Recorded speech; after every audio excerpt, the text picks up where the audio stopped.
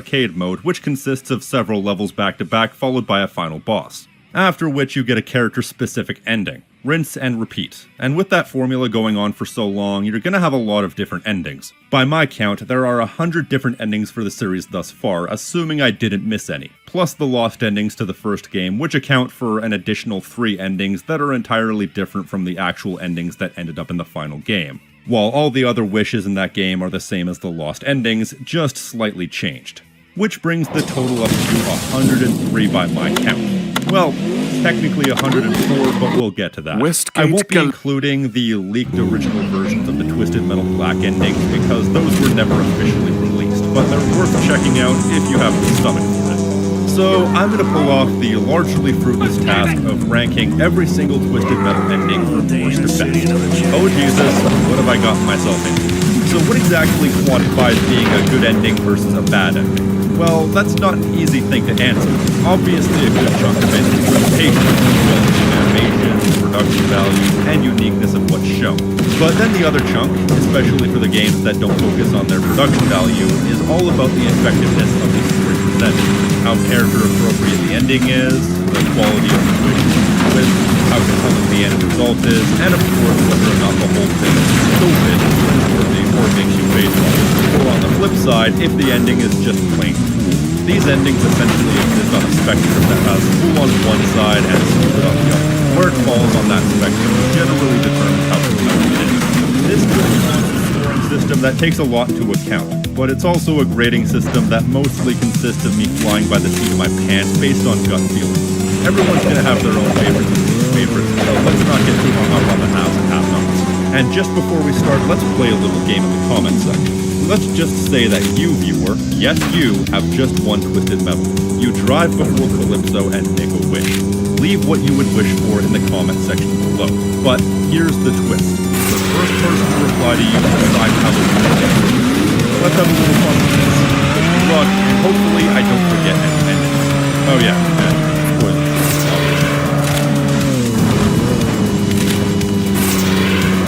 So this one's a bit of a cheat because in Black, Minion doesn't actually have an ending. The fact that he doesn't have an ending makes it the worst ending in the series by me. So despite Minion being responsible for some of my favorite storytelling in the entire series, the fact that it just cuts to black at the end of the story is kind of lame. Next. We offer you one wish for your heroic and triumphant deeds. Your wish has been granted, driver! Now, obviously you can't make an ending for a custom character. There's no way for them to make an ending for a character that's ultimately our own creation. They can't account for every possibility. So how do you handle this? The Tony Hawk's Pro Skater solution was to give you a bail montage instead of a character-specific skate montage. Twisted Metal 4's solution for a universal custom character as well as boss character ending is to pretend. Melvin speaks to the player as if he acts well, speaks to nobody in absolute silence. So my joke is, oh, it looks like my custom character is actually Gordon Freeman. Surely there was a better solution than this. This is just plain lame. Your wish is for a safe world for everyone to live in. Oh man, the ending for Outlaw 3 and Twisted Metal 3 is so bad. So you're gonna notice that the early stages of this list contains a lot of Twisted Metal 3. Despite finding Twisted Metal 3 to be the worst game overall, I think 3 has the worst ending in the series on average. They all follow the exact same template. Car drives in, flips the monologues for a second, ironic twist, thank you for playing Twisted Metal. Every single time. And the worst of the worst for me is this. They wish for a crime-free world, and they get it. But you want to know what the horrible twist is? It puts them out of a job. The presentation keeps along with the rest of the third game's endings, but this one tries to treat the idea of a world without crime as a bad thing, as a twist for our two cops. So they and all other police officers would be out of work and get a new job. It's laughable how it fails so badly at having a worthwhile twist. It's a rare ending that utterly fails at what it sets out to do. It's just mind-numbingly dumb the way they try and play this one off, even for the standards of the game part. And of course they could be trying to play it off, but the problem is, the joke isn't funny. To me, this is the ending that gets the wins as far as being an actual. I was originally gonna put it a few entries down, but now this is the worst. You really want to be a rock star, huh? Totally do. Twisted Metal overall is obviously the worst game in the series, but to me, obviously the premise is kind of stupid, but once you get past the premise, there's actually a good game in here. Unfortunately, the endings are all based off the terrible premise and not the solid gameplay. So many small brawl endings are gonna end up at the bottom half. And the worst of the worst, Hammerhead, because it's a complete non sequitur. He wishes to be a rock star, and Calypso makes him a front man disappointment. It's mostly the same thing. He's not twisting the kid forward. And also, it's a really, really stupid ending on premise alone. The only thing that keeps this ending away from the bottom is that it's better animated and significantly better presented than anything in Twisted Metal 3. The General, what's the most powerful army ever amassed in the history of war? So you may notice a pattern with this list, that endings that are really good non-sequiturs tend to play very slow. To me, if you're gonna have a twist ending, it needs to make sense in a functional law way. Twisting the words of the person making the twist by either being literal or using double meanings of words to your advantage. There needs to be a logic to how the wishes get twisted, which is usually what happens. General Warthog in Twisted Metal 4, however, has no such logic. He wishes to command the greatest army in the world so he can lead them into many glorious victories, so that he ends up being turned into a toy to command an entire army of toy soldiers. You see what I mean? That's not even twisting his words. It's not even slightly connected to what he asked for. It's a complete non-sequitur or the biggest stretch if we're being ultra generous. But if you just twist the wish into whatever you want, then there's no logic. Somebody could wish for a popsicle and somehow end up with their mother dead. You need to have consistent Westgate. rules. So for that reason, as well as just not being very interesting otherwise, General Warthog's ending is alone. All I want now is to no longer be an outcast. Twisted Metal 4's endings are a mixed bag, and this is a bit of rotten banana at the bottom of the bag. A guy who had half his face burned off from a fire weapon wants to be one, and he phrases it like this. I want to be the only one on the planet with only half a face. The twist is so obvious that I genuinely can't understand why he would phrase it like that. It's so utterly contrived, the way they bring the twist out of this ending. Exactly what you think is going to happen ends up happening. I'm gonna get a lot of mileage out of this twist, but for the first of many times, Your wish is stupid. I wish you'd just shut up! Brent. What? on average, I think that Head-On probably has the most which is good because it also has the most at a whopping 17 by my count. But even the best games slip up every now and again. I don't know you anymore. You can't live like this. Shut up! Head-On replaces Twisted Metal 3 in the timeline, so they had the chance to correct the ultimate stupidity that was the Outlaw 3 ending, but the end result was an ending that's arguably even worse. Carl and Jamie Roberts didn't discuss what they wanted their wish to be for this one, and so they get into an argument in front of Calypso over whether they should wish to end it forever or just have Calypso where he stands, culminating with Carl in the most contrived way possible, accidentally wishing his sister would become, leading to her mouth disappearing. So what? Carl never mentioned his intention to kill Calypso beforehand? I think that would be something more than anything. It's frustrating to see characters acting this blunt, for the sheer baffling stupidity of the characters involved and the contrived nature of the ending of the wish is easily one of the worst things ever did. Unlike most endings of Twisted Metal 3 that attempt to be fun and ultimately fail, this ending attempts to be serious, but it just feels like a giant middle finger to you for playing the game. The only thing that keeps it at the bottom is the decent presentation of the cutscene, and the fact that there even was an attempt to begin with. Your wish has been granted, driver! Oh god, I don't want to have to try and navigate the minefield that is Drag Queen of Twisted Metal 4 for any longer than necessary, so let's make this quick. The long and the short of it is, this one is extremely cringeworthy, and I'm sure many would agree.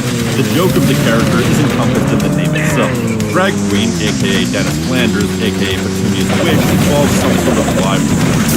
We don't know the specifics because they didn't speak during the final cutscene, but according to the manual, they wanted a headline of all-female Vegas dance venue.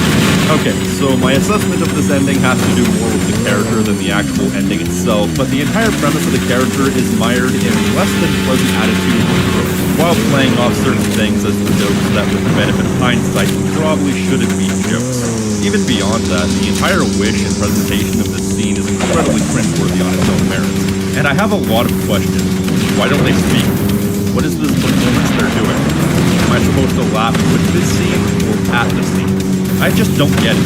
It's just regrettable all around, and I kind of wish I didn't even need to bring it up. So let's just move on and look at our feet take us.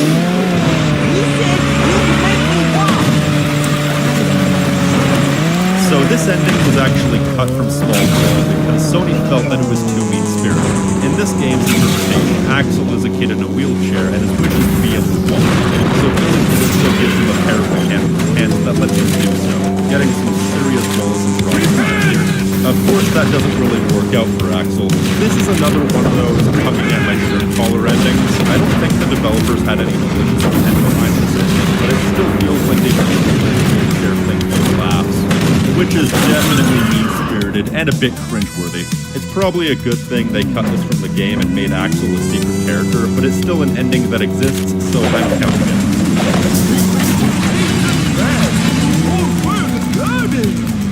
Unfortunately, Trash Man is not played by Danny DeVito, but rather somebody who's played to sound very special, shall we say. He wants the whole world to be garbage, and is broken and put into a whole heap of garbage.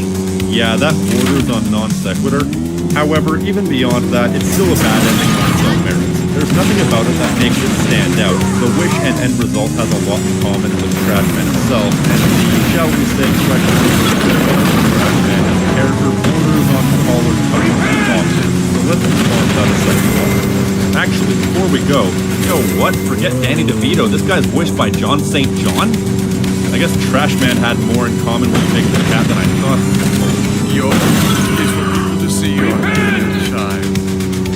This is the first on my list of why would they wish for that endings. In Twisted Metal 3, Augur wishes for people to see his inner child. Literally, there's only one way this could have gone. It's such an obvious twist that it's almost insane. So obvious, in fact, that I was almost half expecting a reverse double twist where this is exactly what Augur wanted. But given the tone of the game, no. So once again, Your wish is stupid. the wish is dumb, the presentation sucks, the entire premise is insulting, it's just bad. To stay home and watch daytime TV.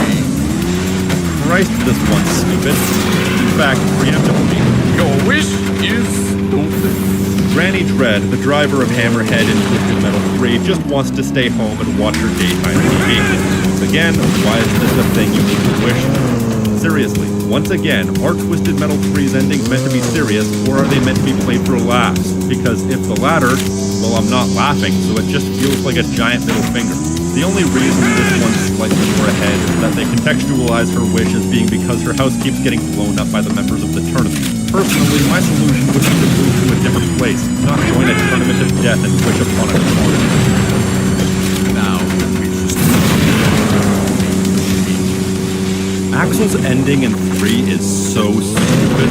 After freeing himself from his contraption in the last game, horribly scarring himself in the process, now he wants to become one complete machine with the contraption that he freed himself from. And Calypso, as a result, turns him into... watch? What? You see, the whole ironic twist thing is all well and good, but this is barely even an ironic twist. It borders on non sequitur, but at least there's an anorexically thin justification that he wishes to become one complete machine. But that is a stretch if I ever saw one. But more damningly, it completely backtracks on Axel's great ending in the previous game for reasons that are never adequately explained. It's lame, the presentation is weak, it's just plain bad. So your wish is to forever hang with your You know, Thumper's ending in Twisted Metal 3 is yet another one that makes me yank at my shirt collar. The POC character makes a wish to hang with his homies. There's some unhealthy connotations there with the phrasing, especially considering you know that there's going to be a twist, and you're wondering if they're actually going to go there. Thankfully, the end result isn't quite as horrible as you think it's going to be, but it's still incredibly tone-deaf, and even beyond that, the presentation is just kind of lame and basic. Plus, it's another one of those endings where you wonder, why would they even wish for that? If you're gonna hang out with your homies, hang out with your homies. Don't need to go to Calypso. Your wish is... Your wish is to eat all... not only weak on its own merits, but it also misunderstands Sweet Tooth's character. They vicious, crazy clown. Despite the name of his car, watching Sweet hasn't really been a thing in his character outside of playing into his crazy persona a la the first game. More on that later. So having him want all the candy and ice cream he wants is dumb. But then the twist is even dumber. Oh, too much candy, you'll need to get dental work. Haha, so zany.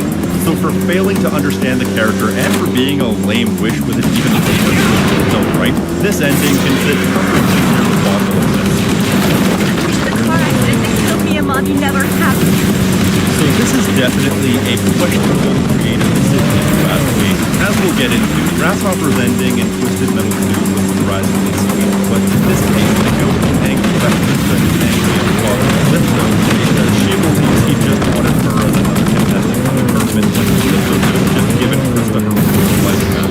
But either way, she wins and has the opportunity to regain her life, but she instead wishes for the car accident that originally took her life.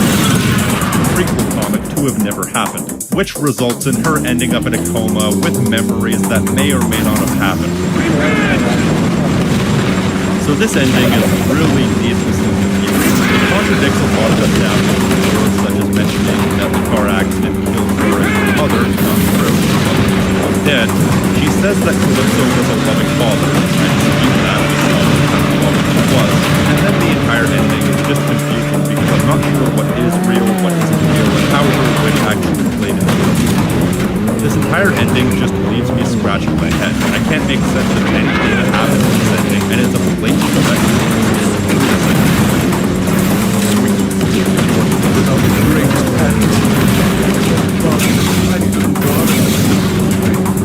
Okay, so I'm probably gonna get some flack for this, but despite Twisted Metal 2 being arguably the best game in the set, it has arguably the worst version of Sweet Tooth, in my opinion, and that includes Small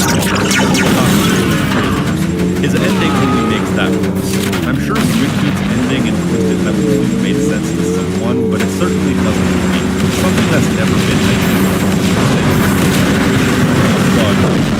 Guarded so that he can get away from all the people who call him kind of a self-defeating wish there, eh? You see, this isn't the worst ending for Sweet Tooth, but it's definitely the worst ending of Twisted Metal. As I said, this has never come up and it's never addressed again. There's no rhyme or reason behind it, and then he also says this. All you could do was and dream of the day when you could crawl up the car and back to the world and back. So does he want to be a bug or not? This ending manages to be silly, stupid, make no sense, not be part of any established characterization, and contradict itself in the space of like that's really impressive. You could explain the whole creative bug thing by him being crazy, but there are other ways to show him being crazy without all the other problems, as his other endings would show. This is a case where him being crazy and the ending being a non sequitur are basically indistinguishable.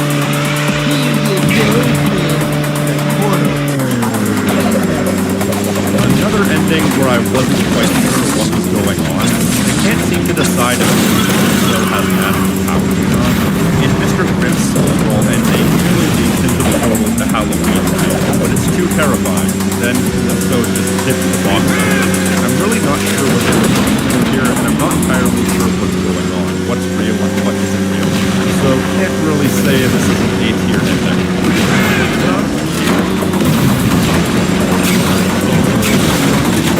Probably gonna get sick of me talking about the weak and repetitive presentation of the gift that keeps on giving. Club Kid wants to party all night. Once again, why is this a wish you need to go to Calypso for?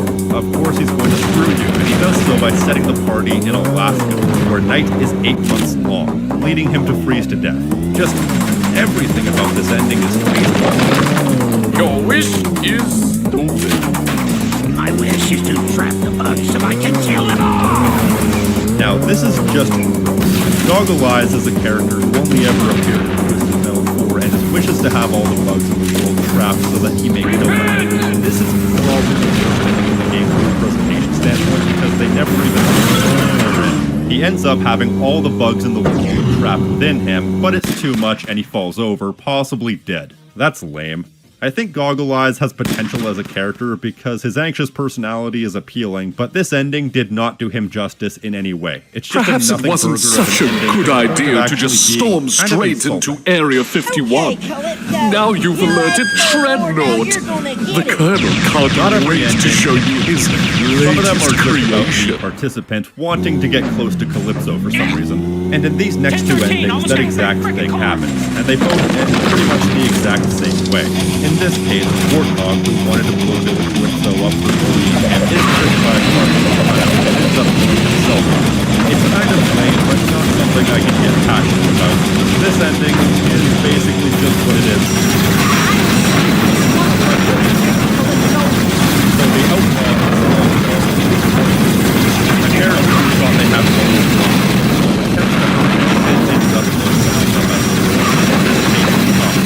then blew off the block the rest either way, I place this ending as slightly better than despite being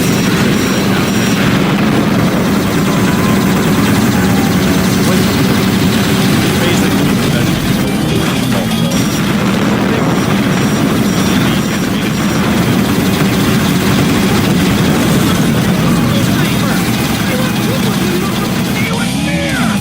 I would just like to say, Microblast sounds like a sex act. But anyway, Microblast is a leprechaun character who just wants to be big. Big enough that he'll strike fear into all he surveys. So after Melvin makes enough short jokes for it to get tiresome, and then keeps going for a few jokes just to be sure. Seriously.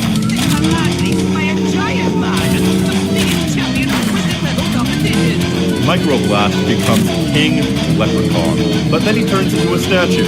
Okay, so was the rampage all hypothetical when he was always the statue, or did he just turn into a statue halfway through the rampage? Probably the former, but why? If the intention was to turn him into a statue as a twist, it could have just done that. Completely baffling and illogical sequence of events. I will say though, turning him into a 1,000-foot statue is a very good subversion of the witch, because he is in fact a giant being staring down upon the world, striking fear from all his survey. It just so happens that he is inanimate as well. Bada bing, bada boom. A decent ending, taken down a few notches by the strange presentation, but more importantly, taken down several notches by the ceaseless.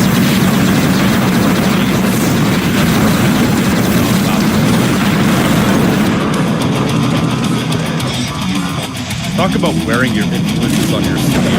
Quattro is obviously supposed to be a parody of this stuff, so I was always going to call it General Live You're Talking to Me. But then they straight up did a parody of that line. Quattro doesn't want anything to do with the competition. He's only here to arrest Sweet Tooth and his merry band of clowns. Is this ending any good though? No. This Ashland ending, Freeway. possibly more than This any highway ending was in the recently entire destroyed series, by an gives me blue earthquake. balls. It looks Thousands like you're about to died. get a cool Mother Mexican Nature standoff can be type deal, so but then it ends unforgiving. so abruptly that Don't I thought it worry. was a glitch. I'm sure you could do worse.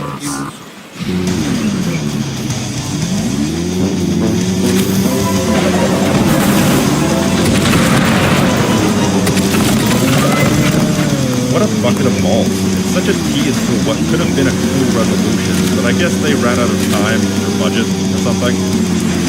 I realize that's the most beautiful bride I've ever seen.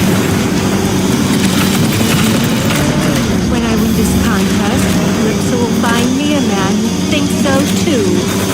Okay, so I was going down the list of all the characters that incidentally black and thought to myself, oh right, Spectre was in this game, which just says it all. This time, a woman named Bloody Mary is in the driver's seat. She's a woman who's had her heart broken and has never been able to find her love.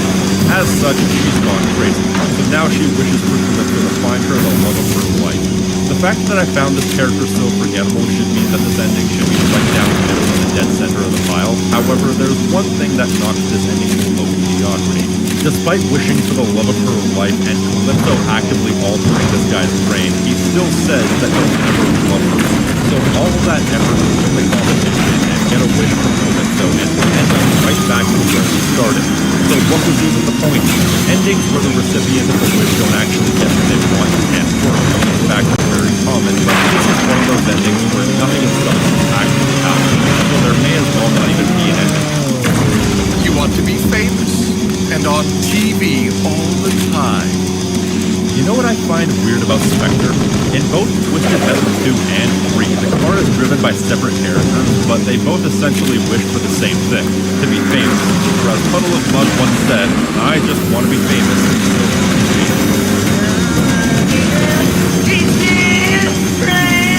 In this case, Spectre is entirely wild. It's wish by having the phrasing of wanting to be on TV all the time result in him being literally trapped in TV all the time. The way the phrasing of this wish went, this was an incredibly obvious twist. Once again, so obvious that I kind of wondered how old Lancy Boy could have missed it. It's not nearly as egregious as other Twisted Metal 3 endings, because at least the wishes felt like stuff we would actually look for, but man, it's still kind of stupid in every other way.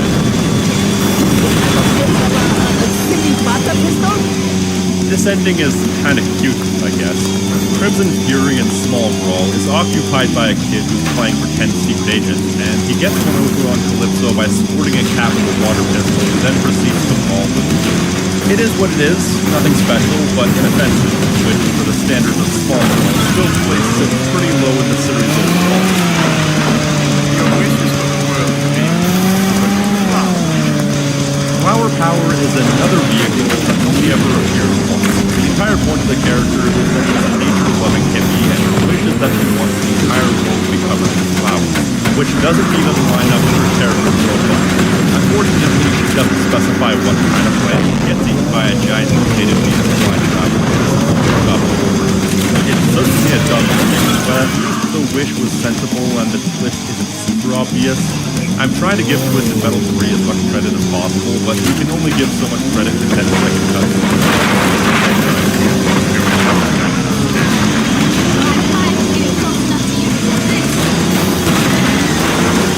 Viper is an interesting case, as it's hard to never make it past this game, and I think the concept has potential.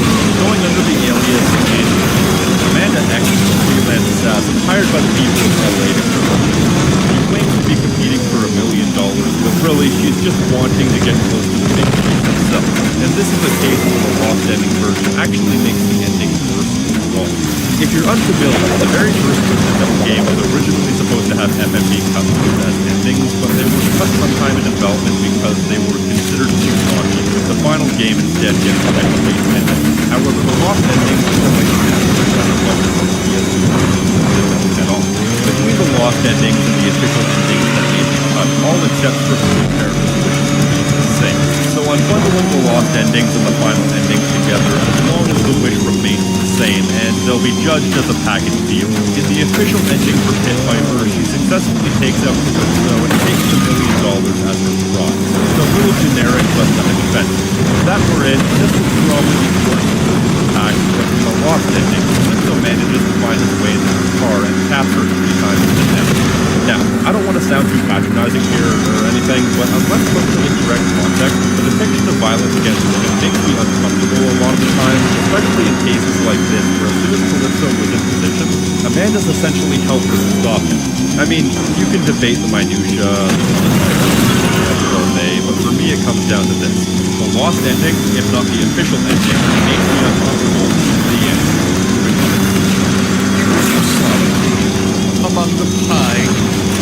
So apparently it's a repeating theme in Twisted Metal 3 that these endings, despite being intentional, blatantly forget the personalities of the characters present. Case in point, Marcus Kane.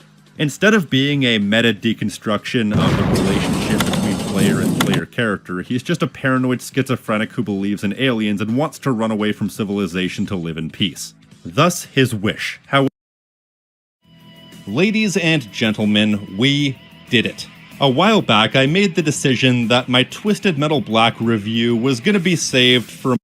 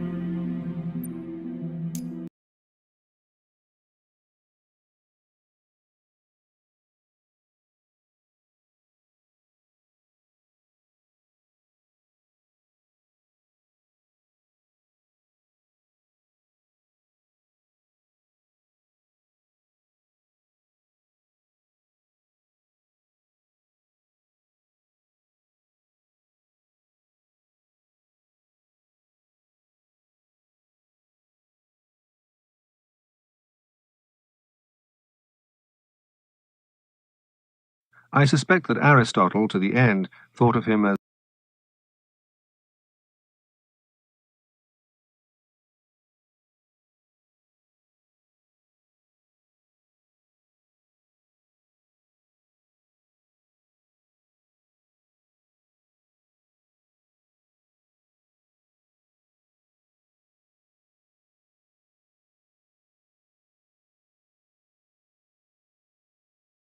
benevolence and generosity are virtues, and without private property they are impossible.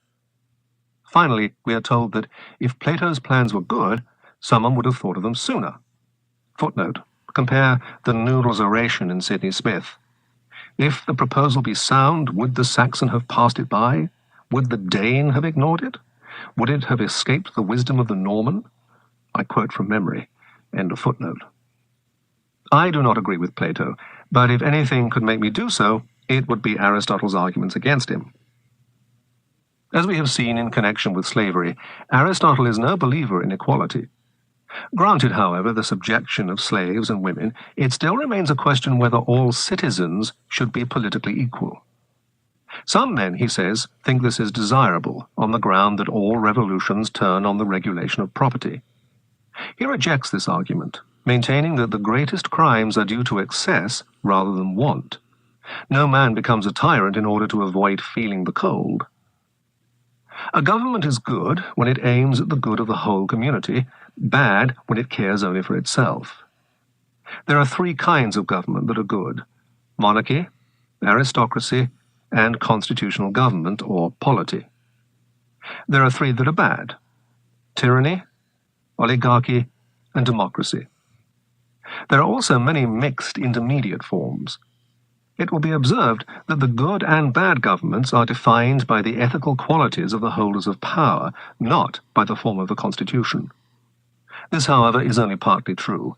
An aristocracy is a rule of men of virtue, an oligarchy is a rule of the rich, and Aristotle does not consider virtue and wealth strictly synonymous. What he holds, in accordance with the doctrine of the golden mean, is that a moderate competence is most likely to be associated with virtue. Mankind do not acquire or preserve virtue by the help of external goods, but external goods by the help of virtue and happiness, whether consisting in pleasure or virtue, or both, is more often found with those who are most highly cultivated in their mind and in their character, and have only a moderate share of external goods, than among those who possess external goods to a useless extent, but are deficient in higher qualities. There is therefore a difference between the rule of the best, aristocracy, and of the richest, oligarchy, since the best are likely to have only moderate fortunes. There is also a difference between democracy and polity, in addition to the ethical difference in the government, for what Aristotle calls polity retains some oligarchic elements. But between monarchy and tyranny, the only difference is ethical.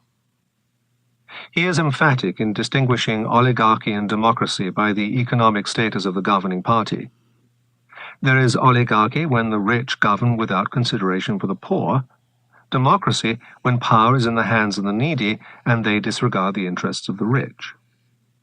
Monarchy is better than aristocracy, aristocracy is better than polity. But the corruption of the best is worst.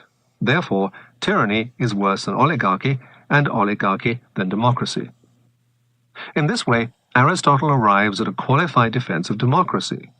For most actual governments are bad, and therefore among actual governments, democracies tend to be best. The Greek conception of democracy was in many ways more extreme than ours. For instance, Aristotle says that to elect magistrates is oligarchic, while it is democratic to appoint them by lot. In extreme democracies, the assembly of the citizens was above the law and decided each question independently. The Athenian law courts were composed of a large number of citizens chosen by lot, unaided by any jurist. They were, of course, liable to be swayed by eloquence or party passion. When democracy is criticized, it must be understood that this sort of thing is meant. There is a long discussion of causes of revolution. In Greece, revolutions were as frequent as formerly in Latin America, and therefore Aristotle had a copious experience from which to draw inferences. The main cause was the conflict of oligarchs and democrats. Democracy, Aristotle says, arises from the belief that men who are equally free should be equal in all respects. Oligarchy from the fact that men who are superior in some respect claim too much. Both have a kind of justice, but not the best kind. Therefore, both parties, whenever their share in the government does not accord with their preconceived ideas, stir up revolution. Democratic governments are less liable to revolutions than oligarchies, because oligarchs may fall out with each other. The oligarchs seem to have been vigorous fellows. In some cities, we are told, they swore an oath, "I will be an enemy to the people, and will devise all the harm against them which I can." Nowadays, reactionaries are not so frank. The three things needed to prevent revolution are government propaganda in education, respect for law, even in small things, and justice in law and administration. That is, equality according to proportion, and for every man to enjoy his own. Aristotle never seems to have realized the difficulty of equality according to proportion. If this is to be true justice, the proportion must be of virtue. Now, virtue is difficult to measure, and is a matter of party controversy. In political practice, therefore, virtue tends to be measured by income. The distinction between aristocracy and oligarchy, which Aristotle attempts to make, is only possible where there is a very well-established hereditary nobility. Even then, as soon as there exists a large class of rich men who are not noble, they have to be admitted to power for fear of their making a revolution. Hereditary aristocracies cannot long retain their power except where land is almost the only source of wealth. All social inequality in the long run is inequality of income. That is part of the argument for democracy, that the attempt to have a proportionate justice based on any merit other than wealth is sure to break down. Defenders of oligarchy pretend that income is proportional to virtue. The prophet said he had never seen a righteous man begging his bread, and Aristotle thinks that good men acquire just about his own income, neither very large nor very small. But such views are absurd. Every kind of justice other than absolute equality will in practice reward some quality quite other than virtue, and is therefore to be condemned. There is an interesting section on tyranny. A tyrant desires riches, whereas a king desires honor. The tyrant has guards who are mercenaries, whereas the king has guards who are citizens. Tyrants are mostly demagogues, who acquire power by promising to protect the people against the notables. In an ironically Machiavellian tone, Aristotle explains what a tyrant must do to retain power. He must prevent the rise of any person of exceptional merit, by execution or assassination if necessary. He must prohibit common meals, clubs, and any education likely to produce hostile sentiment. There must be no literary assemblies or discussions.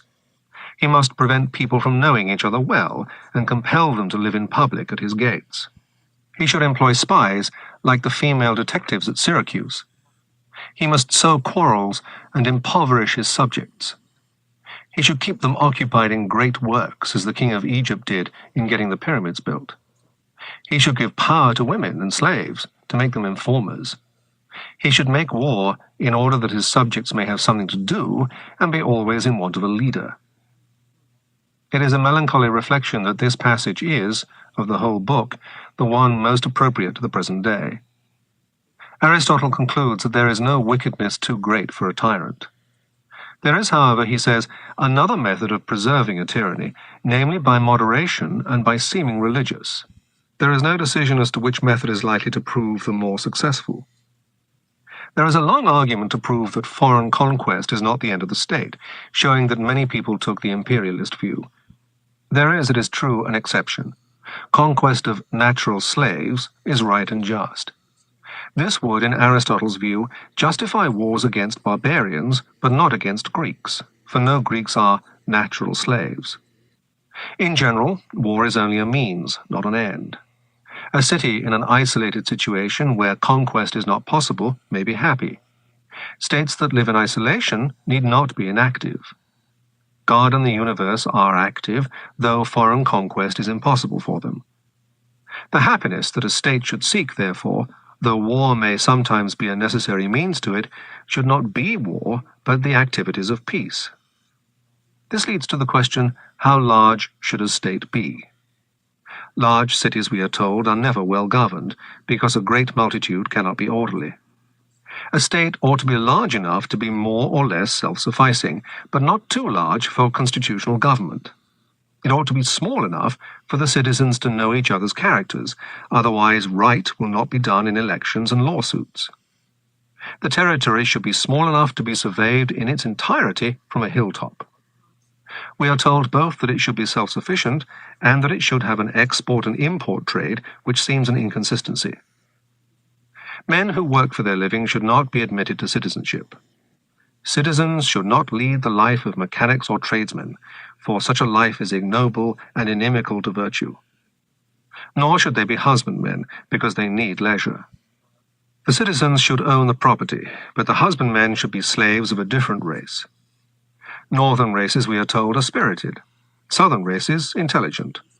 Therefore slaves should be of southern races, since it is inconvenient if they are spirited. The Greeks alone are both spirited and intelligent. They are better governed than barbarians, and if united, could rule the world.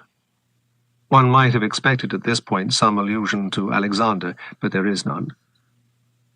With regard to the size of states, Aristotle makes, on a different scale, the same mistake that is made by many modern liberals. A state must be able to defend itself in war, and even, if any liberal culture is to survive, to defend itself without very great difficulty. How large this requires a state to be depends upon the technique of war and industry. In Aristotle's day, the city-state was obsolete because it could not defend itself against Macedonia. In our day, Greece as a whole, including Macedonia, is obsolete in this sense, as has been recently proved. Footnote. This was written in May 1941. End of footnote. To advocate complete independence for Greece, or any other small country, is now as futile as to advocate complete independence for a single city, whose territory can be seen entire from an eminence. There can be no true independence except for a state or alliance strong enough, by its own efforts, to repel all attempts at foreign conquest. Nothing smaller than America and the British Empire combined will satisfy this requirement, and perhaps even this would be too small a unit. The book, which in the form in which we have it appears to be unfinished, ends with a discussion of education. Education, of course, is only for children who are going to be citizens. Slaves may be taught useful arts, such as cooking, but these are no part of education. The citizen should be molded to the form of government under which he lives, and there should therefore be differences, according as the city in question is oligarchic or democratic. In the discussion, however, Aristotle assumes that the citizens will all have a share of political power. Children should learn what is useful to them, but not vulgarizing. For instance, they should not be taught any skill that deforms the body, or that would enable them to earn money. They should practice athletics in moderation, but not to the point of acquiring professional skill. The boys who train for the Olympic Games suffer in health, as is shown by the fact that those who have been victors as boys are hardly ever victors as men. Children should learn drawing in order to appreciate the beauty of the human form, and they should be taught to appreciate such painting and sculpture as expresses moral ideas. They may learn to sing and to play musical instruments enough to be able to enjoy music critically, but not enough to be skilled performers, for no free man would play or sing unless drunk. They must, of course, learn to read and write, in spite of the usefulness of these arts. But the purpose of education is virtue, not usefulness. What Aristotle means by virtue, he has told us in the Ethics, to which this book frequently refers.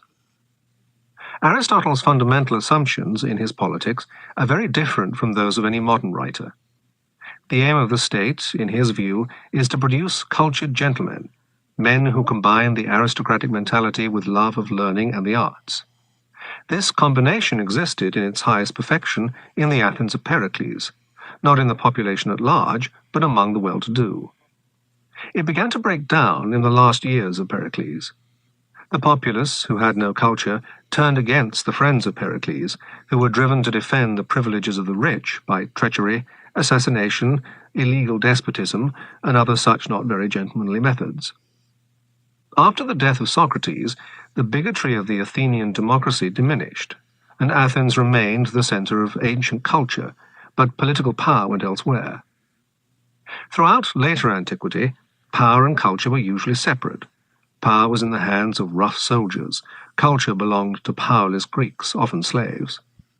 This is only partially true of Rome in its great days, but it is emphatically true before Cicero and after Marcus Aurelius. After the barbarian invasion, the gentlemen were northern barbarians, the men of culture, subtle southern ecclesiastics.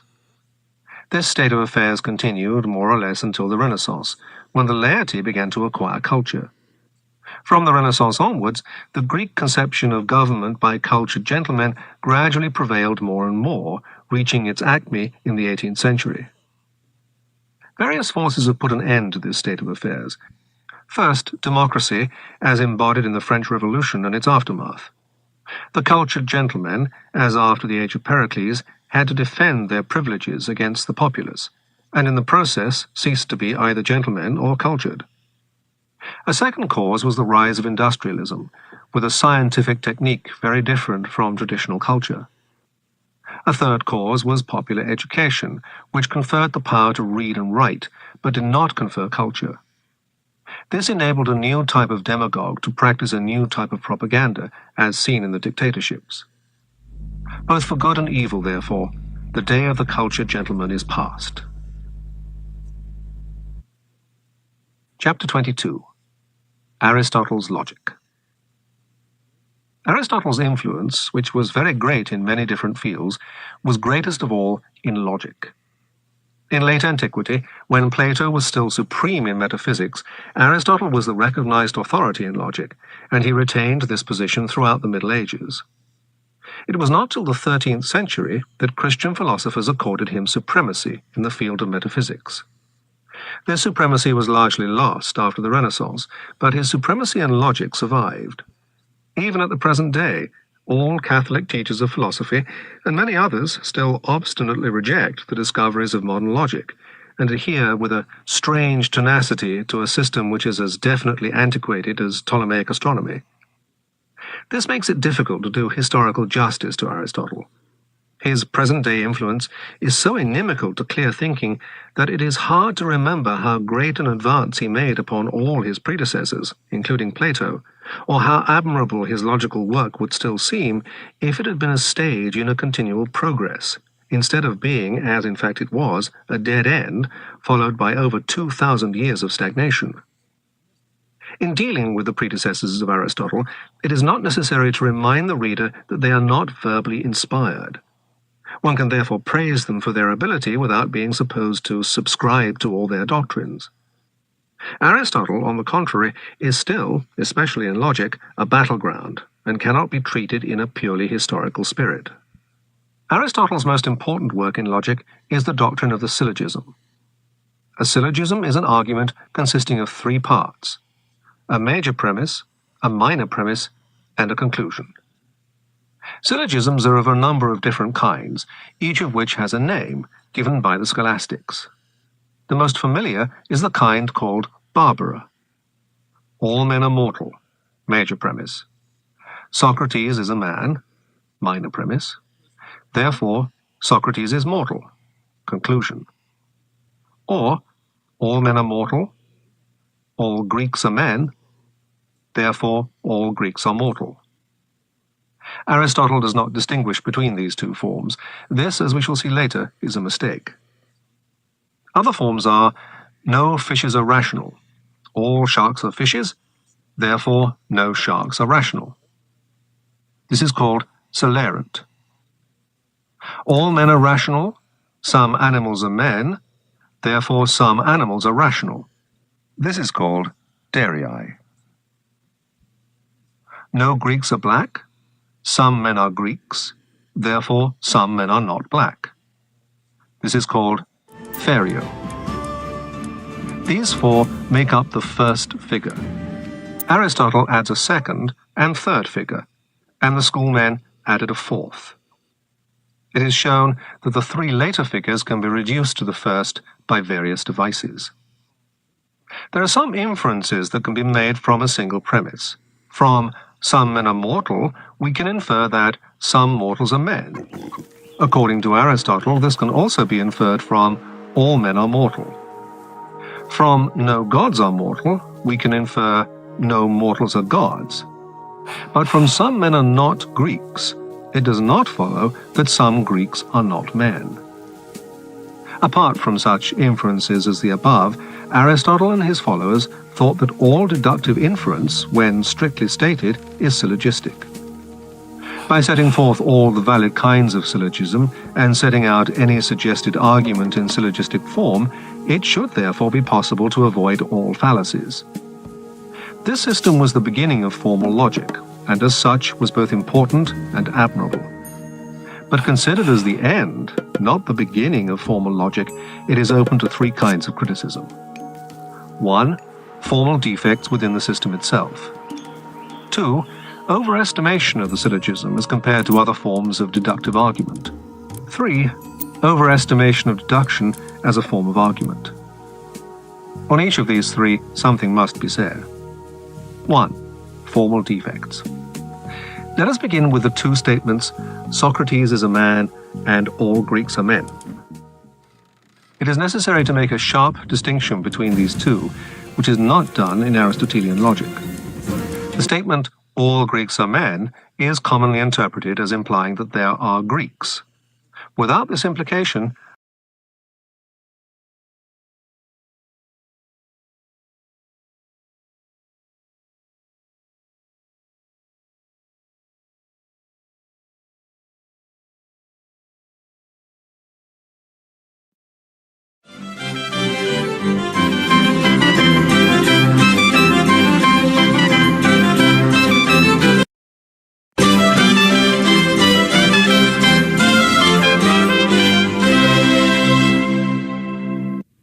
In this lecture, I plan to deal with the last three and a half years of fighting in the Archidamian War, that is the first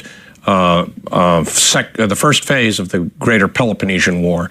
And we want to explain why the fighting in these critical 3.5 years ended in the Peace of Nicias rather than in a decisive victory for either Athens or Sparta. Thucydides saw this as this whole period, and particularly the fighting of the last 3.5 years, as really part of a greater struggle that did not end until 404 BC. As I mentioned in a previous lecture, in some ways, this first 10-year struggle essentially represented a generation of Peloponnesians and Athenians, at least men of military age. And there will be an extended time out for 7 years, and then a renewal of the war in 414 BC, which will represent a second generation of men of military age, the generation of Alcibiades, that irrepressible and outrageous figure who will dominate Athenian politics. So why was it that by early 421 BC, probably in May, the Athenians and Spartans agreed to a general peace and then an alliance? And this peace is known as the Peace of Nicias. The treaty was associated particularly with that Athenian politician from antiquity on, and not in a decisive victory for Athens, because when this period opens in early 424 BC, the Athenians are really at a decisive point. They have gained a very, very considerable advantage by capturing the Spartans and the Perioiki on the island of Sphacteria. They also were able to demand more tribute from their allies. There were increases in the tribute list.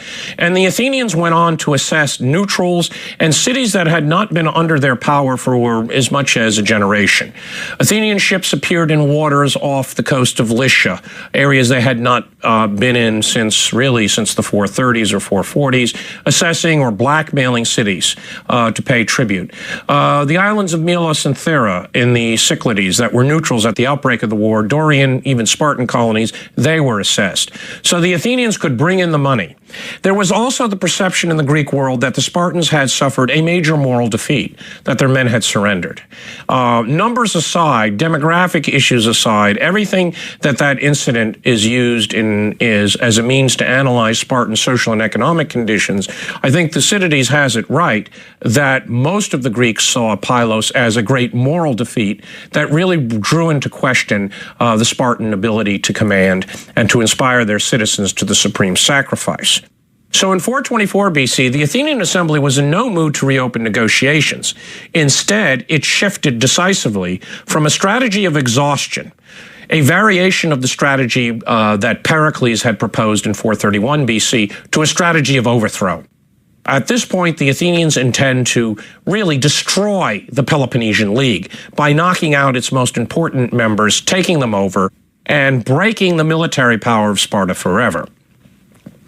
In this case, the Athenians thought not in mounting a series of rebellions from Pylos, which would be very difficult to support.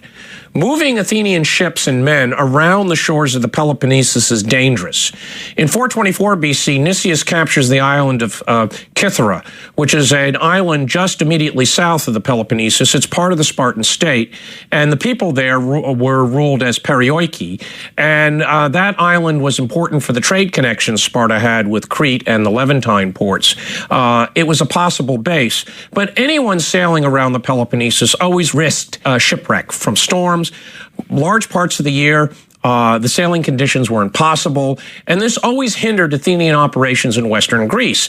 And Pylos wasn't a particularly good port. It didn't have any facilities to repair ships. It didn't have the stores and provisions necessary to base a major force. So instead, the Athenians looked quite practically to central Greece and Megara. These were the two critical allies in the Peloponnesian League. Thebes, long-term enemy of the Athenians and clearly perceived as the great power in central Greece, and Megara, all important for her strategic importance, the control of those passes into Attica. Those were the two allies the Athenians intended to take out of the war. And in both instances, while the policies were strategically bold, tactically, the Athenians were actually rather careful in making plans of these operations.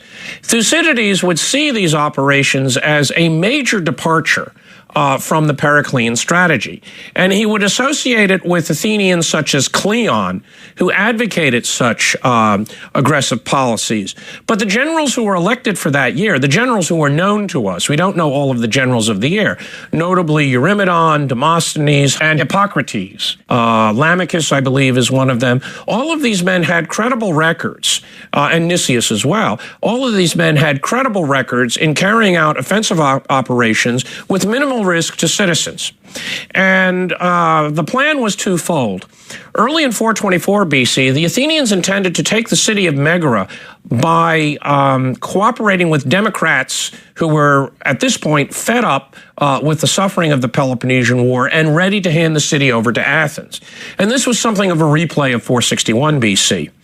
It was decided that Demosthenes and Hipponicus would arrive at the port of Megara, which was on the Saronic Gulf. The port's name is Nisaea, and that port was connected to Megara by a series of long walls, which had actually, ironically, been built by the Athenians back in the 450s. The Democrats were to betray the port, and then their co-conspirators would open the gates to the main city, the upper city, and the Athenians would occupy it with a force of some 2,000 citizen hoplites and various allies, and essentially effect a change of government. The plan went off pretty well at first. At the appropriate time, the Athenians were admitted into the port. They secured the port. That was the principal port of Megara, the port through which all of their ships would have sailed to the Black Sea. They then advanced on the city proper, hoping that the gates would be open to them. Well, in this instance, the Athenians ran into a bit of bad luck because the garrison was alerted that something had gone wrong at the port. And in the vicinity of Megara at this time, a Spartan officer named Brasidas, and we'll be talking about him more in this lecture, was in the vicinity raising military forces for a planned expedition into northern Greece. And he had on hand a number of first-rate Peloponnesian hoplites, and he sent word to the Thebans to levy Boeotian forces that were in the general area, and eventually some 6,000 Boeotians were mobilized and sent to the rescue of Megara, Boeotians and other Peloponnesians. The Boeotians, I think, were about 3,000. And these forces that happened to be in the area were quickly concentrated and moved into the city, and the Democrats were immediately cowed, and the Athenians showed up at a city that was firmly in the hands of a Peloponnesian garrison. And really, Demosthenes and Hipponicus had no choice except to pull back to the port.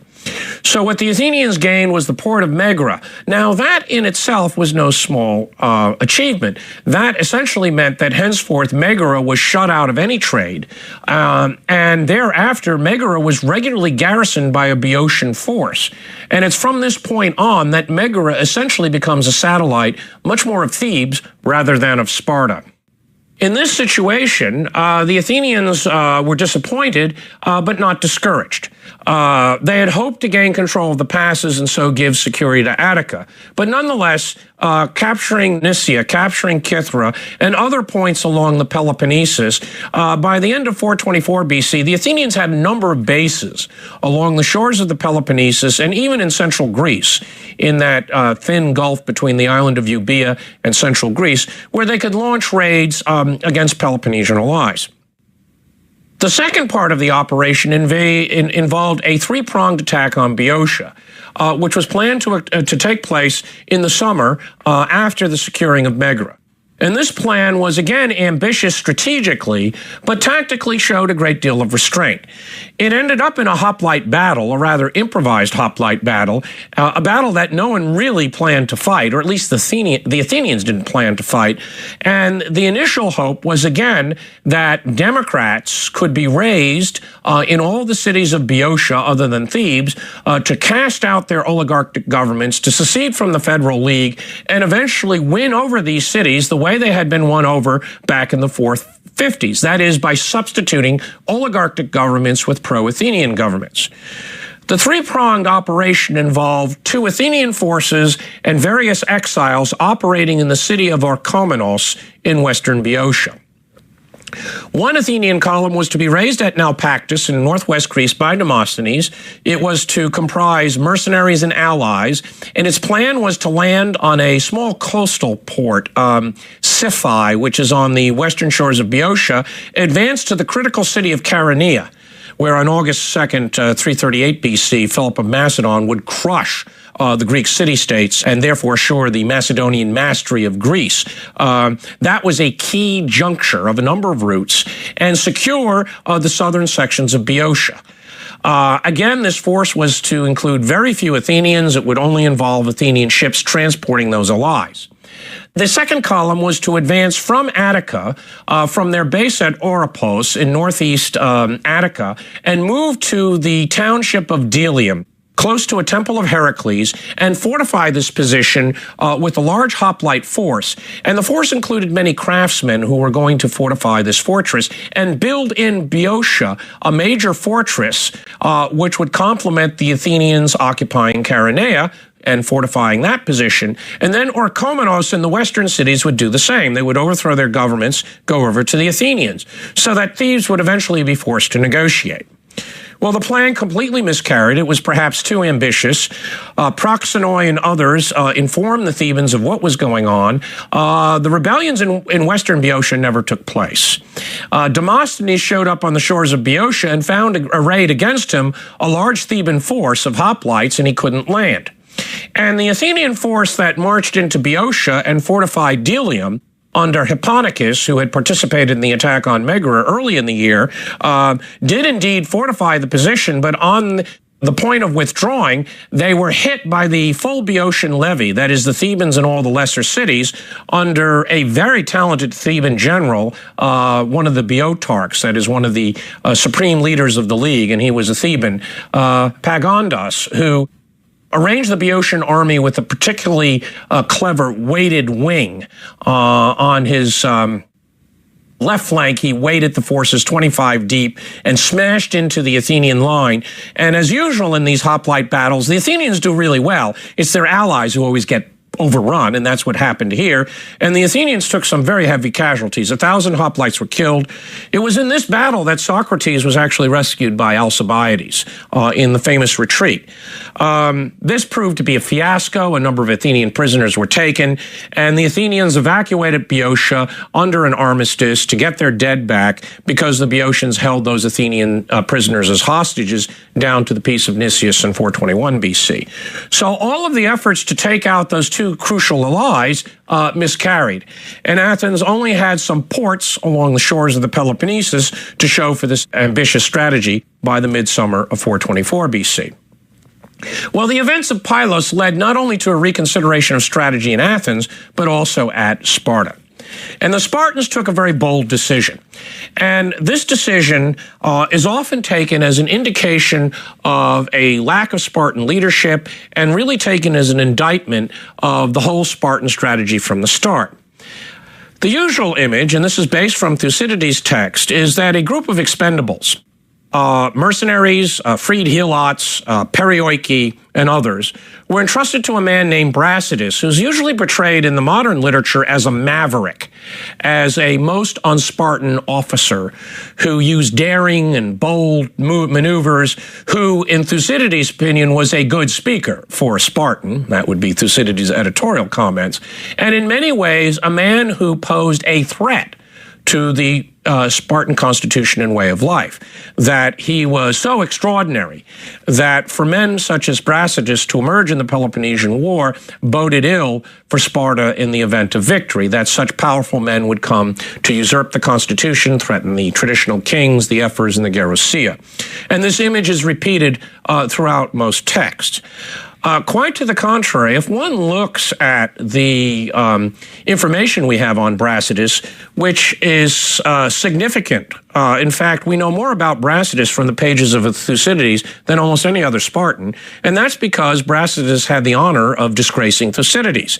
Thucydides had a reason to talk about Brasidas, one, to explain why he ended up losing Amphipolis to Brasidas, but the second is that this character sketch of Brasidas gave Thucydides a chance to look at a very successful Spartan officer, and Thucydides really doesn't at all say that Brasidas was somehow a threat to the Spartan constitution. That's a modern interpretation. Instead, Brasidas comes off as a product of the Spartan officer system.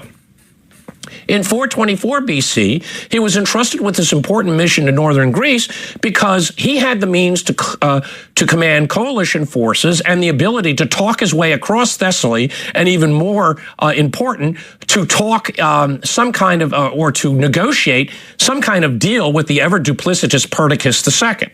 And Brasidas, in fact, was entrusted to this position and this mission because he could be counted upon. He was a product of the Spartan system rather than the negation of the Spartan system. He had distinguished himself in the first year of the war in 431 BC in relieving a port, Methone, on the shores of Messina by an Athenian force. He had covered himself with glory at the battle at Pylos, where he was severely wounded, attempting to capture Demosthenes' force. And if one looks at his career, there is nothing extraordinary about it. In fact, he's probably quite typical of the Spartan officer corps. This was a dangerous, distant mission. A king could not be sent, and at the time you had a king whose reputation was quite dubious, Pleistoanax, and the other king was just too young to be entrusted. Brasidas was chosen probably because of his responsibility, his age, and his very good record. And most Spartans probably had confidence that he could deliver, and he did not disappoint his fellow citizens. And if anything, Brasidas was the model of a Spartan who kept his oaths.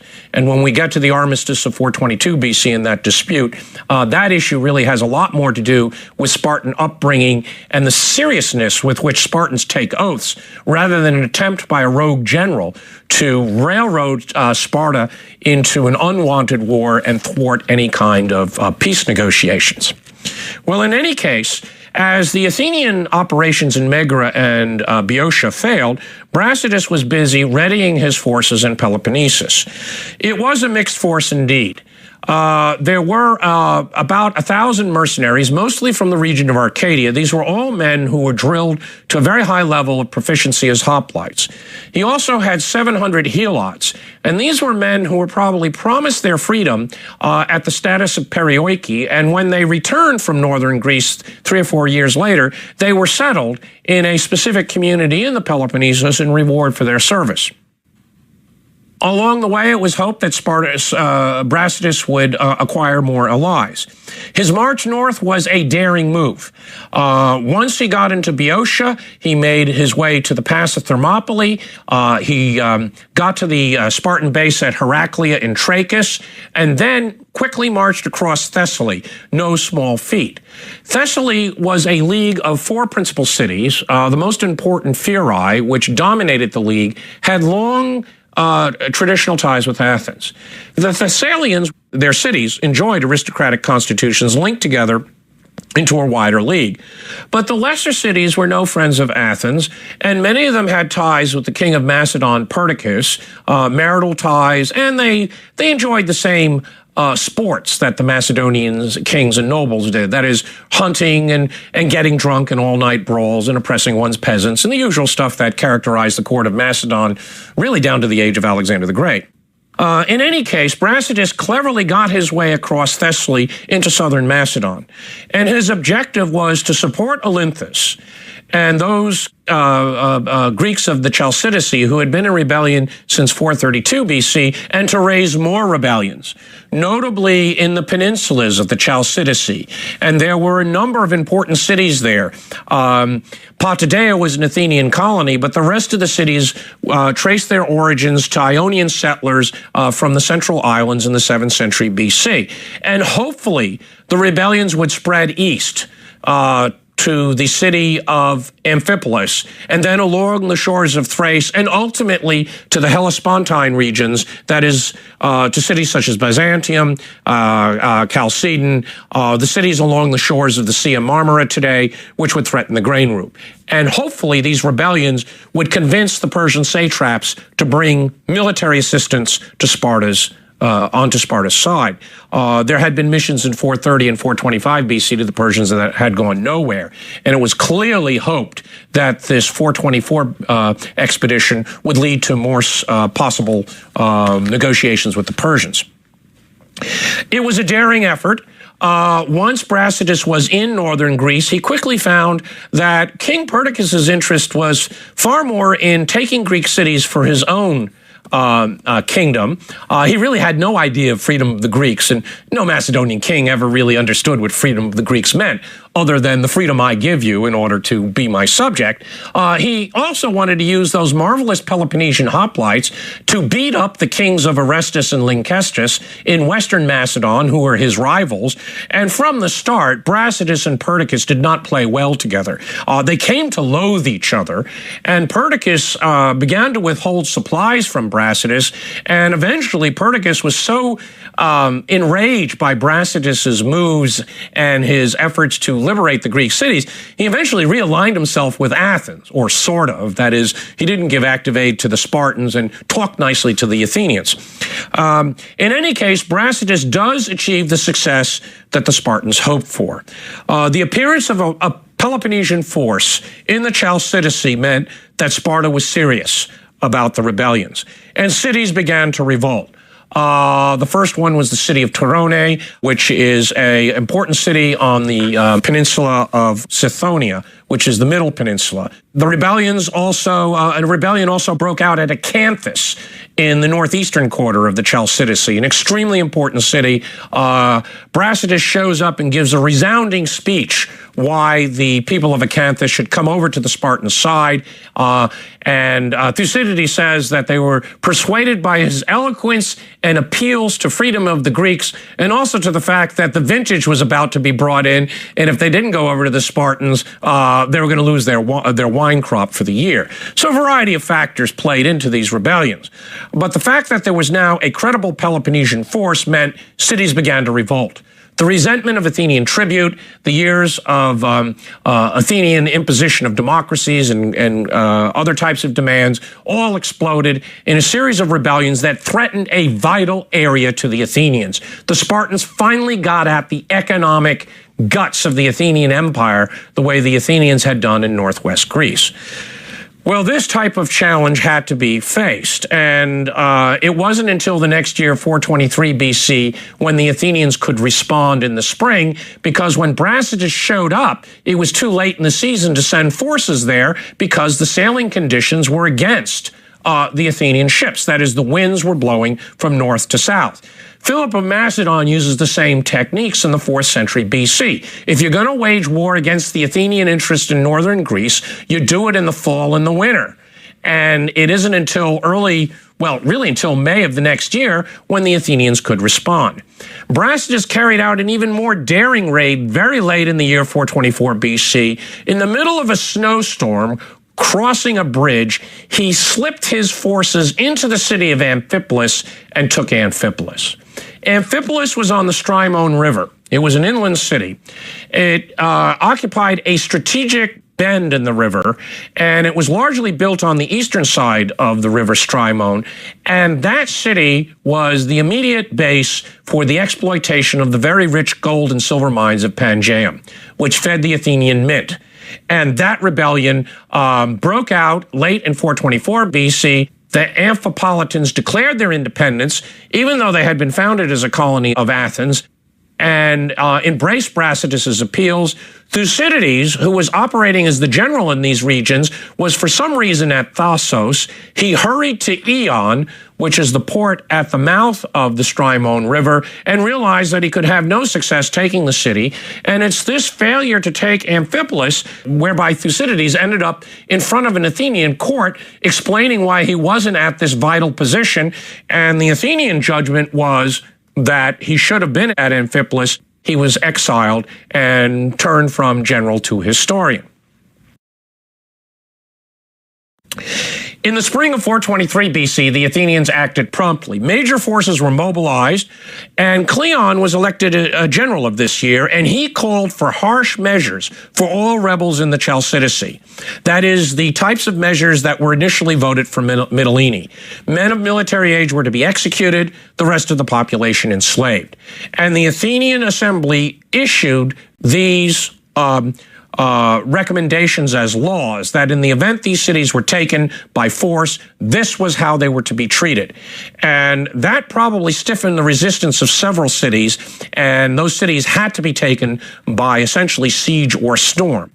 Perhaps a third of the Athenian fleet was immediately mobilized, and by the end of the year 423 BC, at least 100 triremes were operating in the Chalcidice.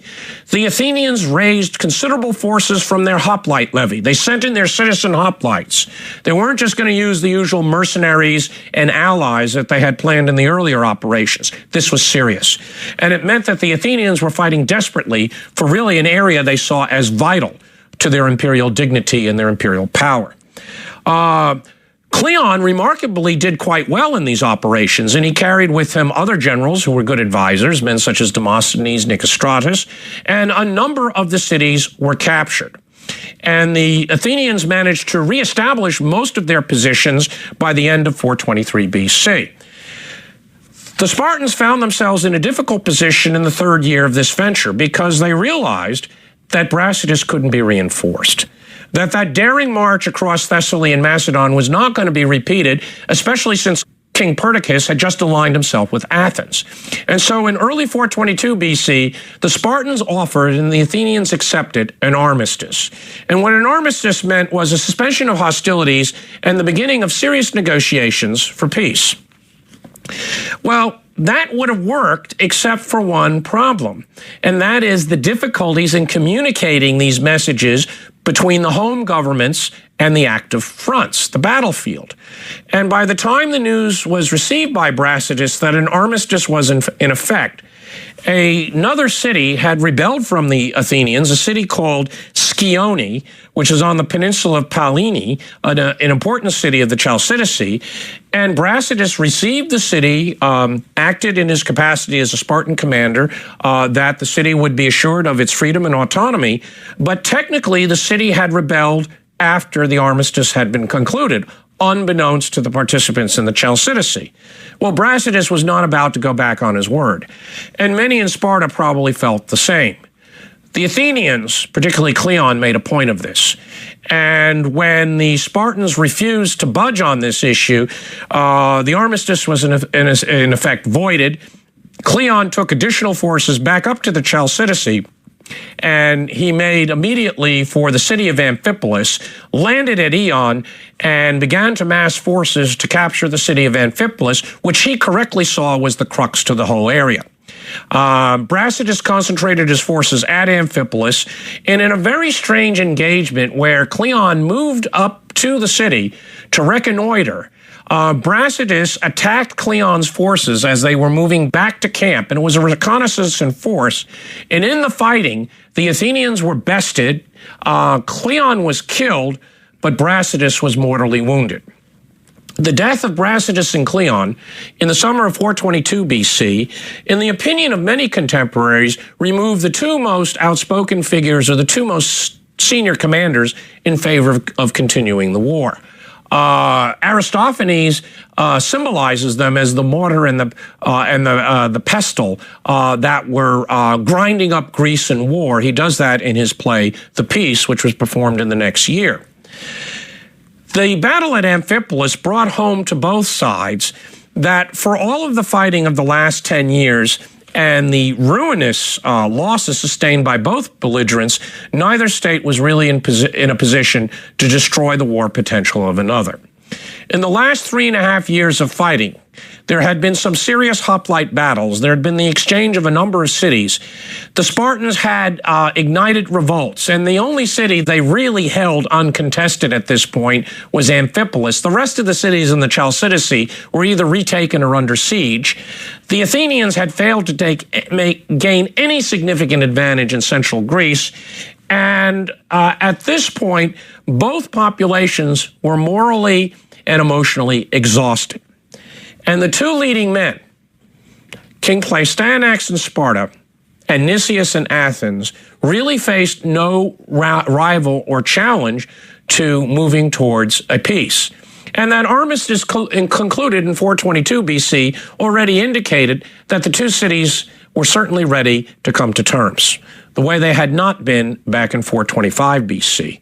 So with the deaths of Cleon and Brasidas, the Spartans and Athenians, under the guidance of leaders in favor of peace, moved to conclude a peace of Nicias in May of 421 BC. It was a peace intended to last for 50 years. It was even followed by an alliance of Athens and Sparta. In many ways, it promised the hopes of alliance back in 480 BC. But in Thucydides' opinion, this peace turned out to be a peace that was not a peace, and a war that was not a war, a polemos apolemos, as Demosthenes would later say of King Philip II, ensued. And the two sides, within months of concluding the peace, were on the course of renewing that destructive war.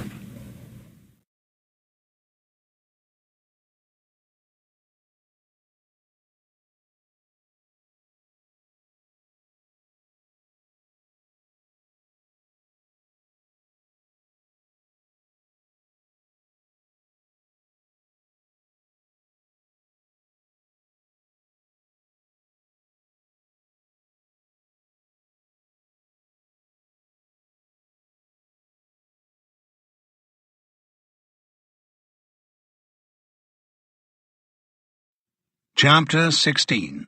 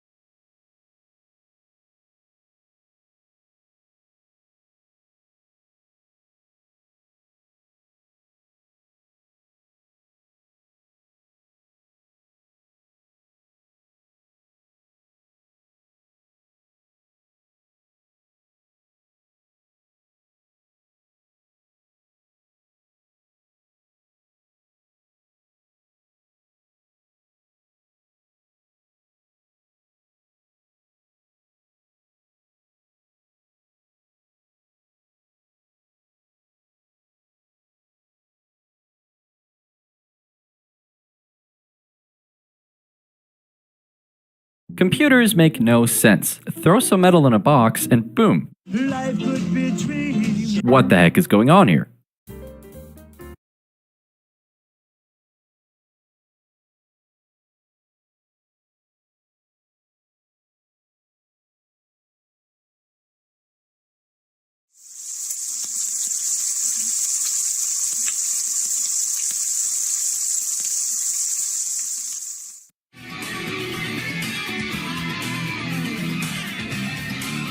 We've talked a lot about Twisted Metal on this channel, and why shouldn't we? It's a great but tragically underrepresented series. Despite its longevity and iconic status, it's only had a handful of games. But with that, I have a bit of a story to tell. Recently, I was at my local retro game shop doing what I usually do, picking out a few games I've never heard of that popped out at me. When I went there, I found a game called Rogue Trip Vacation 2012. I played it and thought, this seems an awful lot like Twisted Metal. And that got me thinking. I have, or have heard of, quite a few games that are like Twisted Metal but aren't, made in that short window of time when car combat games were extremely popular. So I thought, why the hell not? I should make a video covering some of these games. So this is the Twisted Metal Knockoff Collection. Please note, knockoff does not necessarily mean bad, it just means an imitation or copy. It has some negative connotations, but as you'll see, some of these games are good and some of them are not so good. Also, please note that the vast majority of these games I'm playing for the first time, so there may be some things I get wrong, and I may also not be the best at some of them, because having to get used to separate control schemes for several games I'm playing for the first time is not an easy task. Hey y'all, Mercy here, and today we're taking a look at the latest entry in the Carmageddon series, Carmageddon Rogue Shift Gun. Depending on which car you choose, that changes which perk and which gun you start with. But this can always be changed as you go through your run. I say your run because Carmageddon Rogue Shift is a full-fledged roguelite. And before you click off of this video, hear me out. In the beginning of the game, you're given a pretty cruddy car and weapon, but as you progress through this game's campaign, you'll earn credits and beat coins. Beat coins are spent in the black market, which contains your permanent upgrades, new cars, new unlockable weapons, and perks. Credits, on the other hand, are spent in the game's shops and only apply to your specific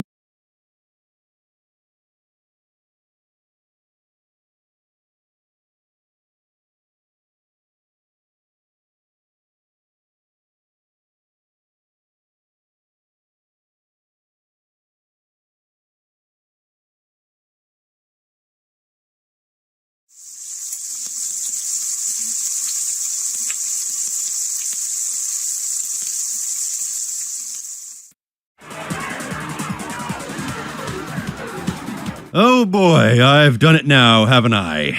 This might actually be the ranking list to finally do me in. So I've been quoted in the past as saying that the only thing consistent about Twisted Metal is its inconsistency, and I still stand by that.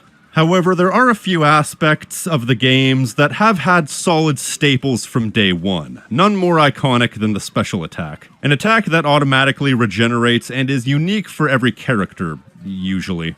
So I thought I'd rank them, however I overlooked the fact that there's a lot of crossover between certain special attacks.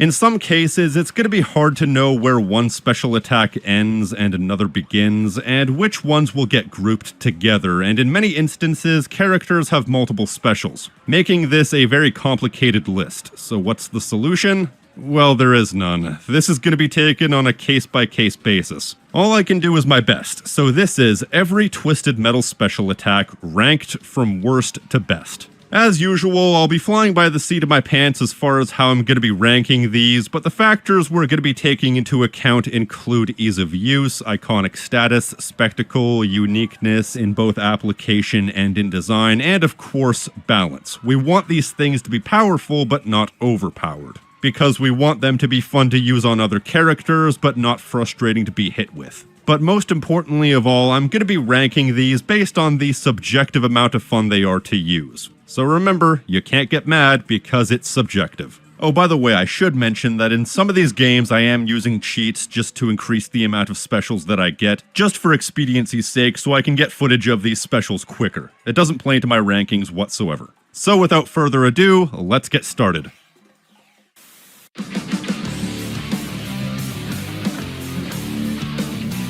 I'll just put this here because there are a few special attacks that, try as I might, I could not find a way to access. Either no combination of GameShark codes would work, or maybe the specific character was completely inaccessible. But either way, this is a blanket entry for every character whose special attack I couldn't access through hell or high water. So if there are any characters on this list you think are missing, like Darktooth's head or Warhawk, just consider them categorized under this entry.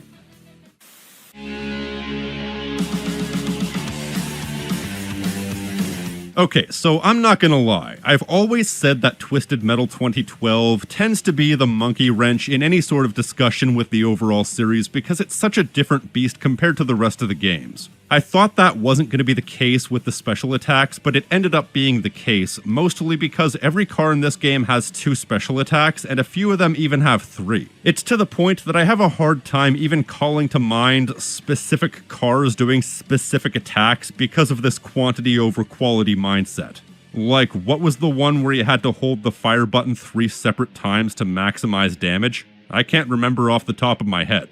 But Juggernaut is a very easy car to remember because it's a giant tractor trailer, and the lesser of its special attacks and the worst special attack in the series officially is definitely the machine guns. Because the idea is, Juggernaut opens up its back end, and cars can drive in and mount machine guns to do exponential damage. But the problem is, this attack relies upon allied vehicles driving up your back end, something that doesn't happen if you're playing single player. And that's why it places dead last, because unless you're playing co-op, this attack is completely and literally useless.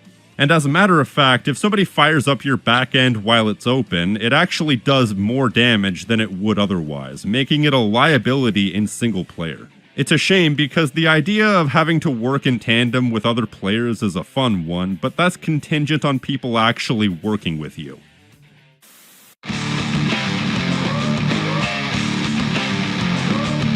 Okay, let's get this out of the way. Sweet Tooth's special attack in Twisted Metal 4 called Henchman is absolute bullshit. I've gone over this a million times, but it traps you, it freezes you, and it does basically consistent damage until you die. And this is in a game where every character has far too much health, so just imagine the ground that covers. In most instances, a single one of these attacks can drain your entire health bar, and the only way to get out of it is to use the hyperspace code up, up, down, down. Even then, it's not a guarantee that it'll get you to safety, and if you run out of energy, you're screwed. It's spectacular, it's unique, and it's instantly recognizable, but it's so ungodly overpowered that it goes right over the edge and becomes one of the worst special attacks in the series. It's so frustrating to be hit with that any fun that could be gleaned from using it on someone else is null and void. It's the type of unbalanced attack that would be banned in a competitive tournament, so screw Henchman. Hopefully I never have to talk about it again.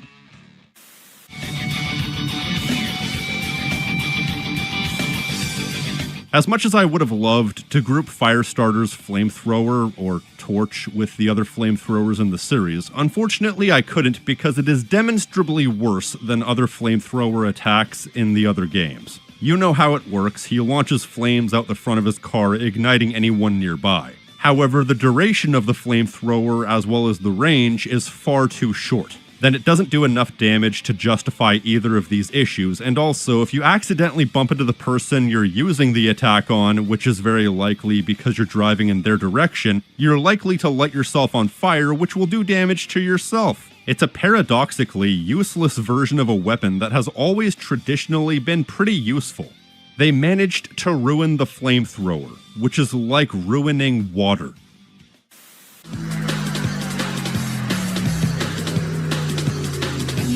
Roadkill's special in Twisted Metal 3 is useless.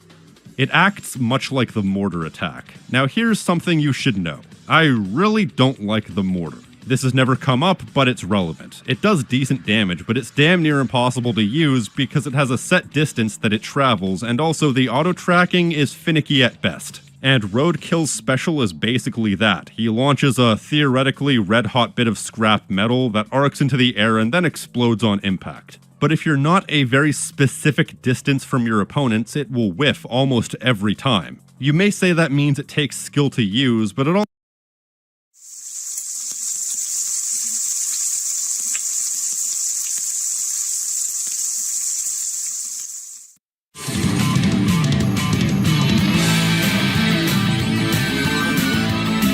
Hello and welcome back. So a while back, we took a look at every single ending in the Twisted Metal series and ranked them from worst to best. It was an exercise in futility that nearly killed me. So let's do it again, this time ranking every single Twisted Metal level or battleground from worst to best. If you would like to see another ranking video, sound off in the comment section below and tell me what you think I should do next. And don't forget to like and subscribe and donate to my Patreon for unique perks and rewards. In all seriousness, if nothing else, please do subscribe. It's free and helps the channel immensely. Alright, enough shilling. Now, a few ground rules for this one. Each level will be taken as an individual ranking. Different variations will count as different entries, but reusing levels for bosses will count as one. Although there will be an exception for Twisted Metal 2012. I will also only be ranking the arenas. Challenge levels like Sweet Tooth's Carnival of Carnage in Twisted Metal 2012 or those side levels in Twisted Metal Head-On will not count, but secret levels will be included unless they're not available in the base game. Looking at you, City of the Dead. I will also be taking into account unique aspects of levels if it applies. For example, boss arenas. The arena itself might not be very interesting, but the boss fight may be fun, which will bump up the ranking. And the same goes for things like the amount of participants in the level in the main game, because less participants might make the level less interesting. I will also be including Twisted Metal Lost in these rankings because as far as I'm concerned, it's a completed game as far as the gameplay, it's just the surrounding aspects of the presentation that were left unfinished. I should also mention that there might be certain inconsistencies on this list because generally speaking, I will be more favorable to certain levels that aren't quite as good as they maybe should have been if they were in more well-designed games. Because a bad level in a good game is more fun to play than a good level in a bad game, because the gameplay mechanics are the most important thing for a game to be fun. There's no objectivity here. I'm only describing these levels based on the subjective amount of fun I personally had in each level. Now, I was originally not going to include levels exclusive to multiplayer mode, but you know what? I think I'm going to include them. You'll understand in a moment. Alright, is that it? I think it is. Otherwise than that, with all those qualifiers in play, there are 88 levels throughout the entire series by my count. I hope I got that count right. Technically there's more, but once again, you'll understand in a second. Let's get this show on the road and hopefully get this done by nightfall. And I'm excited, because as I write this, I don't actually know what's going to place at the top of the list. Let's go.